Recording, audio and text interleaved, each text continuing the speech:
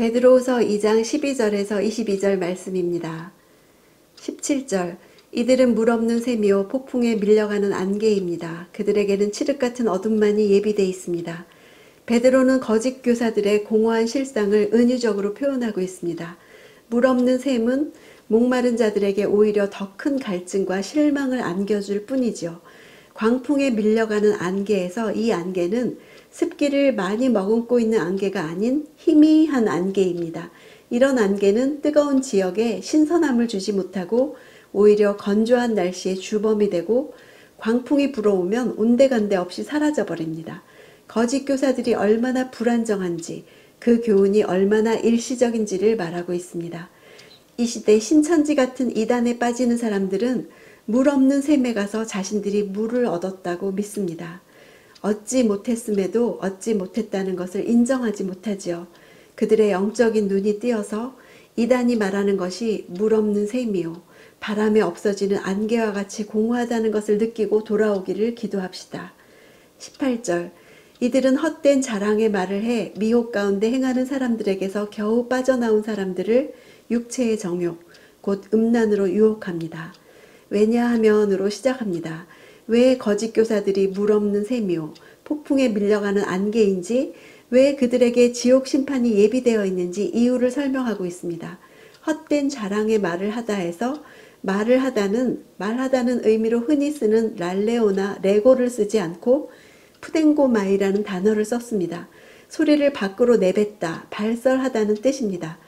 개역 성경에서는 토한다고 표현했습니다. 거짓 교사들은 허탄한 자랑의 말을 토해내는 특징이 있습니다. 그들이 토해내는 말들은 허탄하고 비현실적이고 망상으로 가득 찬 말들 뿐입니다. 따라서 그들이 하는 약속이 실현될 리 만무하지요. 거짓 교사들은 말로 대상들을 넘어뜨립니다. 그들의 말을 따라가는 자들은 모두 낭패를 당하게 됩니다. 미혹 가운데 행하는 사람들에게서 겨우 빠져나온 사람들이란 이교도에서 개종해서 그리스도교 신앙의 초보 단계에 들어선 사람들을 말합니다. 이단들은 도덕적 행실에 대해 분명한 선을 긋지 않지요. 그래서 가족에 대한 책임감도 없고 돈에 대한 경계도 없어서 자기들이 다 취해가지요. 우리 안에 있는 육체의 정욕을 미끼로 믿음이 약한 성도들을 유혹합니다. 이같이 하나님을 따르기를 거부할 때 우리 유일한 선택은 내 욕심을 따르는 것이요. 내 본성이 원하는 바에 노예가 되는 것입니다. 이단을 따르게 되는 이유도 내 욕심을 채워준다는 미끼를 던지기 때문이죠. 20절 만약 그들이 우리 주이시며 구주이신 예수 그리스도를 알므로 세상의 더러움에서 벗어났다가 다시 이것들에 얽매이고 지면 그들의 결국은 처음보다 훨씬 악화될 것입니다. 여기서 그들이 누구인가 보면요. 세상의 더러움에서 벗어났다는 구절은 앞에 있는 18절에서 미혹 가운데 행하는 사람에게서 겨우 빠져나온 하고 똑같은 단어입니다. 그렇다면 거짓 교사들의 유혹에 넘어갈 가능성이 있는 믿음이 연약한 초신자들을 말하는 것이죠. 한편 다시 이것들에 얽매이고 지면 진다는 것은 바로 앞 19절에서 누구든지 패배한 사람은 할 때 패배하고 똑같은 단어입니다. 그렇다면 거짓 교사들을 가리키는 것이죠.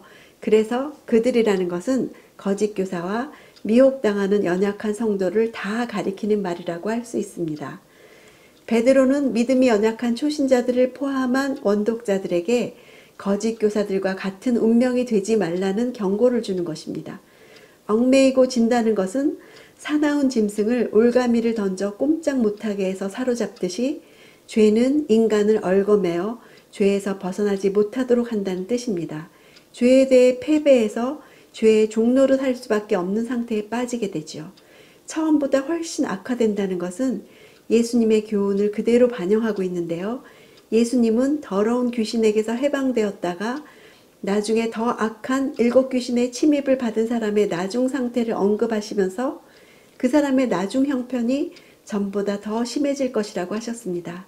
22절 개가 자기가 토한 것을 도로 먹는다. 그리고 돼지는 씻었다가 도로 진창에서 뒹군다는 속담이 그들에게 그대로 들어맞았습니다. 유대인들은 개와 돼지를 가장 불결한 동물로 간주했습니다. 하나님을 알지 못하는 이방인의 비도덕적 생활을 상징하는 것이었죠. 그래서 베드로는 진리를 알았다가 그것으로부터 돌아서 버리는 사람들을 묘사하는데 이 두 동물이 들어간 속담을 인용했습니다. 첫 번째 속담은 잠언에서 인용했는데요.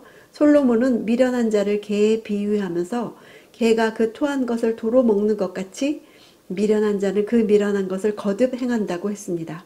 거짓 교사들이 개의 본성처럼 그 타락한 본성대로 다시금 죄악된 길로 돌아가는 어리석음을 말하는 것입니다. 개들은 입에서 토해낸 것이 역겹고 더러운 것임을 알지 못하고 다시 삼키지요. 두 번째 속담은 당시 대중에게 널리 알려져 있던 설화가 있는데요.